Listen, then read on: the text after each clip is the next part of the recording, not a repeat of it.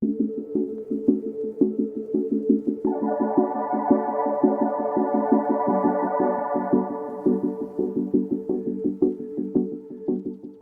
I need to tidy this place up some. Good morning, everyone. I think it's still morning. Yep, still morning. We are. It's about mid-March right now. We've had a beautiful winter. Barely any snow. Which it kind of sucks for ground moisture, but we kind of needed it for the construction projects I've been working on. Surprise! But I got the planter hooked up to the 8330, and I was kind of just going over that today. Well, today, yesterday, the day before that. And she's about ready to go. I just need to grease some things and then I got to do some work on the tractor. But yeah, we got the Mac out. So you can see her sitting over there. I got to bring her down to the other yard to pick up the Challenger to bring that back to hook up to the Landau finisher or disc finisher. And yeah, so this episode's going to be a little bit different, hopefully a little bit shorter. Just kind of more updates to the farm than anything. So first update, I guess. We'll start with some of the ground. So I think I kind of, whoops, I need to quit hiding that or quit showing that. Here, one sec. I'll pull up my map and show you guys. Alrighty, guys. Uh, so here's the update.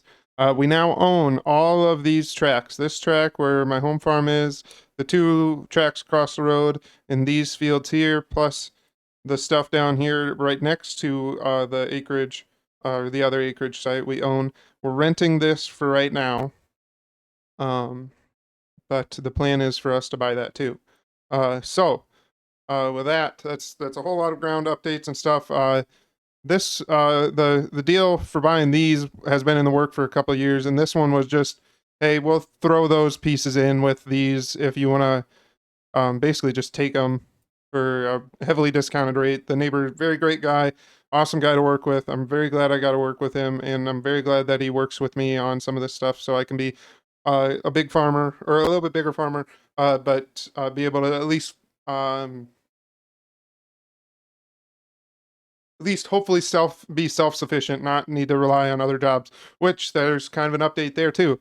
I no longer work for the co-op, even on I mean, I kind of go there every once in a while if they are absolutely very far behind and do some custom spraying or custom uh, spreading, stuff like that. That's about it now. That's all I really help them with. Every once in a while I will go in, but we are going to be renting a spreader for them here in a little bit to because the lime, we need to put a bunch of lime on these three fields here.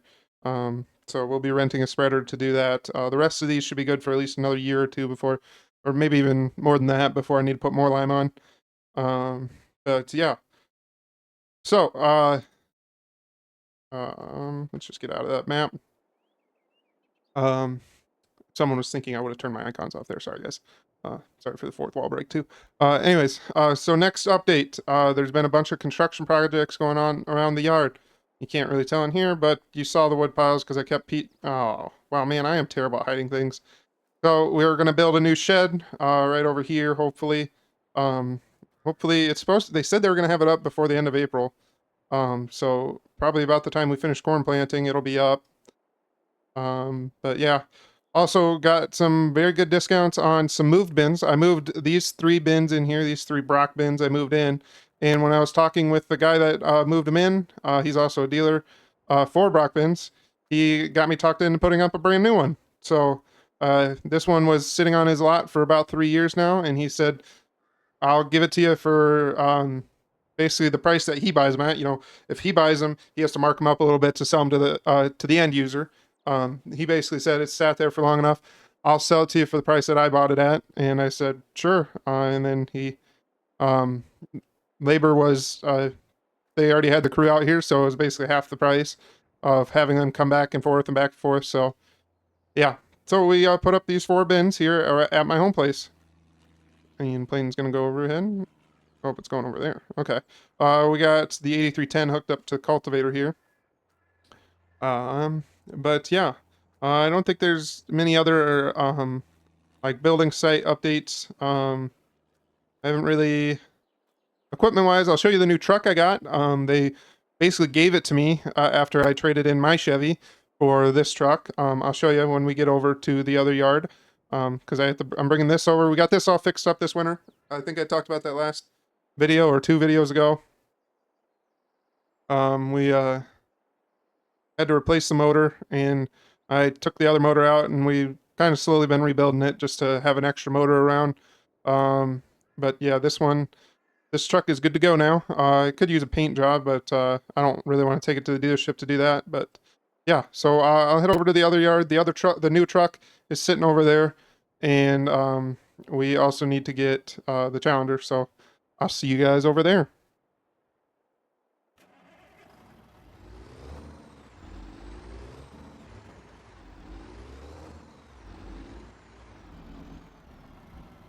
Gonna have to move that when I need to get the baler out and the mower out, but oh well. So close. And can I just close this door without needing the other one closed? Perfect. So Challenger's sitting right there. Challenger was in this shed, but I've been working on the sprayer a little bit this fall. And also I had the truck hooked up to the tender, so you can see the new truck now. The Chevy Duramax diesel. I had to park it in here at a kitty wonkus angle to be able to get it in here. Probably could have just unhooked it now that I think about it. And just, anyways, yeah, I paid just basically to repaint it. I paid $1,000 to repaint this thing, or well, it was like $1,200, but yeah, I paid to have it repainted. And they basically said, "We'll take your other Chevy," which it couldn't haul much. And I didn't mind that truck, especially after, I mean, it was given to me at a very heavy discount, but I still owed money on it. And so basically they said, you won't owe anything on any trucks, and you can have this one. It had a rebuilt motor not that long ago, or like last year, I think. Like they said, it's got under 1,000 miles on the rebuilt motor, and the transmission was gone over and replaced several key wear parts in there. So yeah, she's got like barely any miles on it. Basically, the frame probably has 100,000 miles, but they since the engine and transmission are brand new, basically, I'm not too worried about the frame. But yeah, so this is my new truck. Replace my old Chevy with a new Chevy. We got some extra corn, or some of our corn seed in here, and a bunch of, all these totes are empty actually. They're from last year. I probably should just get rid of them, but I don't know why I keep them around. I do, I guess, that's why. And our sprayer is ready to go. We're probably actually going to be getting out here. Maybe within the next week. I think we're going to spread lime before I need to spray anything actually like on, or actually with this. So, yeah. But that's almost ready to go. The new shop. Did I tell you guys about the new shop? Yeah, I'm building the new shop. The reason I'm building it is because since my brother's gonna be living here, I want to be able to put most of the farm stuff in one side. I don't want to overcrowd my brother's shop. Like, this is gonna be his shop. I don't want to overcrowd it with stuff like this. I mean, this originally had, before I bought this truck and hooked it up to this tender, it had 2 tractors in here all winter, and this tender and sprayer, obviously. But I mean, it's just full, so then you can't really bring anything else in. I know my brother's got, he'll have a shed up there to work on stuff, and then the garage, but you can't really work on anything in the garage. And that other shed, you can kind of work on stuff, but it's just, yeah. I'm sure he would like this a little bit more. So yeah. But yeah, with that being said, we're going to go ahead and jump in the Challenger and run back to the house and hook up to the Landau and get that, look over that a little bit today. I don't know if I'll do that in the episode, though. I think once we get back and get hooked up, we'll call it a day. So let's head back.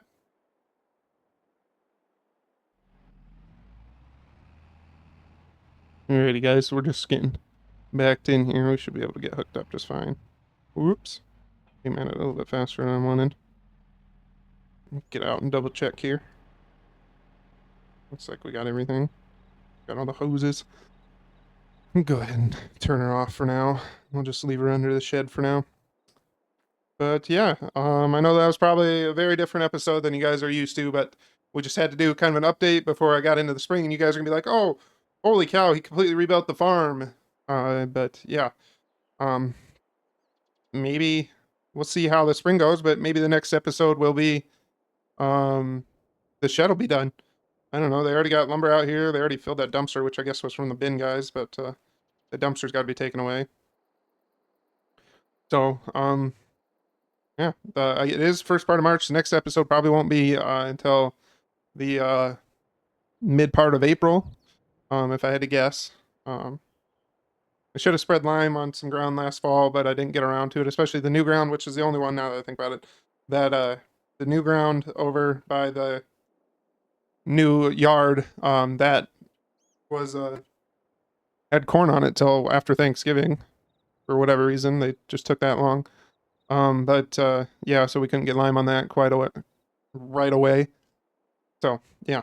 Anyways, with that, I hope you enjoyed. I know it's different, like I said, but if you can do me a huge favor, and if you're coming along to every episode, anyways, because I know some of you are, please do me a huge, huge favor. Leave a like down below, subscribe, and follow along as we continue this journey, building our farm empire in beautiful Tahiti County, Iowa. And with that, I'll see you in the next one. Peace.